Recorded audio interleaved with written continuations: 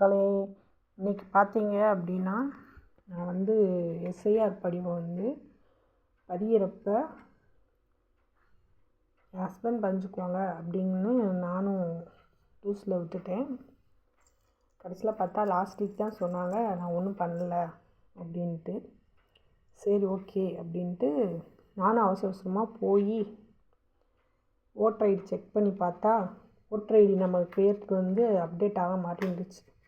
பழைய voter ID வந்து loss ஆயிடுச்சு, அதாவது கேன்சல் ஆகிடுச்சு போல். சரி நம்ம உடனே வந்து புதுசாக வந்து ஒரு ஓட்டர் ஐடியை வந்து, இதுதான் என்னோடய ஓட்டர் ஐடி, பழைய ஓட்டர் ஐடி. நான் வந்து ஒரு தெரு தான் மாறியிருக்கேன், ஒரு பூத்துலேருந்து இன்னொரு பூத்துக்கு வந்து மாறியிருக்கேன். நான் வந்து அட்ரஸ் ப்ரூஃப் வந்து பக்கத்து ஊரில் எங்கள் மாமியார் வீட்டில் இருக்குது. நான் இப்போ இருக்கிறது வேறு ஊர்.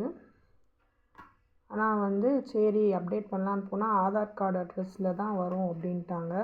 சரி வீட்டு வரி இந்த பில்லை கட்டி ஒரு அப்டேட் பண்ணிட்டு வந்தேன்.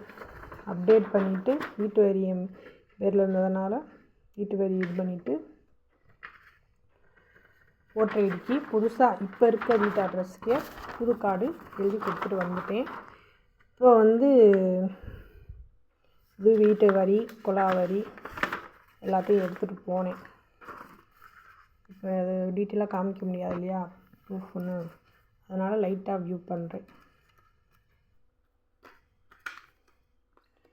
இந்த மாதிரி நீங்களும் எஸ்ஐஆர் படிவம் பதியாமல் இருந்தாலோ மறந்துருந்தாலோ உடனே போய் உங்களோட ஆதார் கார்டு வேறு ஏதாவது ஐடி ப்ரூஃப் ஃபோட்டோ எடுத்துகிட்டு போய் உடனே போய் உங்களோட பழைய ஓட்டர் ஐடியை செக் பண்ணி பாருங்கள். இல்லை அப்படின்னா புதுசாக ஒரு நியூ கார்டு அப்ளை பண்ணிடுங்க. அடுத்து எலெக்ஷன் வரப்போகிறதுனால புது கார்டு உடனே வந்துடும். மறந்தவங்களுக்கு பயனுள்ளதாக இருக்கும்னு நினைக்கிறேன். நான் ஆதார் கார்டில் வந்து இந்த வீட்டு வரியை வச்சு அப்டேட் பண்ண பார்த்தேன். அந்த அட்ரஸையும் மாற்றிடலாம் அப்படின்னு இப்போ கரண்ட்டாக இருக்க அட்ரஸுக்கு. ஆனால் அது நைட்டு பார்த்தீங்க அப்படின்னா இது 10 மணி வரைக்கும் இதே வேலையை ஆரம்பிச்சுட்டு இருந்தேன். அரௌண்டாக ஒரு 400 450 ரூபா ஆயிடுச்சு இ-சேவை மையத்துலேயே. ஆனால் வந்து ஆதார் அப்டேட் ஆகலை, வீட்டு வரி வந்து அக்செப்ட் பண்ண மாட்டேன்னுச்சு, நாட்டு அப்படின்னு வந்துருச்சு, உங்கள் ப்ரூஃப் வந்து நாட்டு ஐடென்டிட்டின்னு வந்துருச்சு. ஒருவேளை இந்த ஓட்டர் ஐடி வந்த பிறகு மறுபடியும் போய் மாற்றிக்கலாம், அட்ரஸ் மாற்றிக்கலான்னு விட்டுட்டேன்.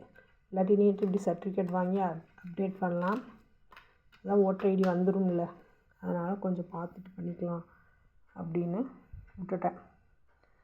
நீங்கள் ஓட்டர் ஐடியோ ஆதார் கார்டோ இல்லைன்னா உடனே அப்ளை பண்ணி வாங்க. எலெக்ஷன் வரப்போகுது, நீங்களும் ஓட்டு போடணும்.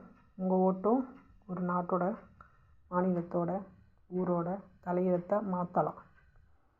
Okay, bye friends.